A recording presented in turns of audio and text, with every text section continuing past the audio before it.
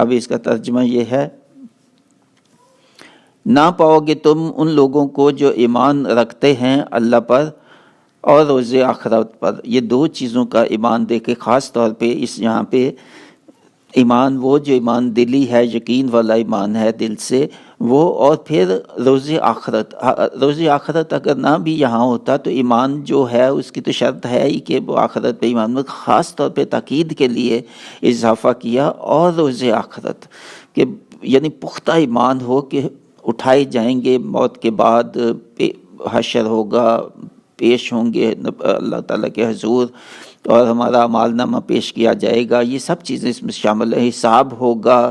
کیا نیک کام کیے کیا برے کام کیے، اور پھر وہ اسی حساب سے پھر اللہ تعالیٰ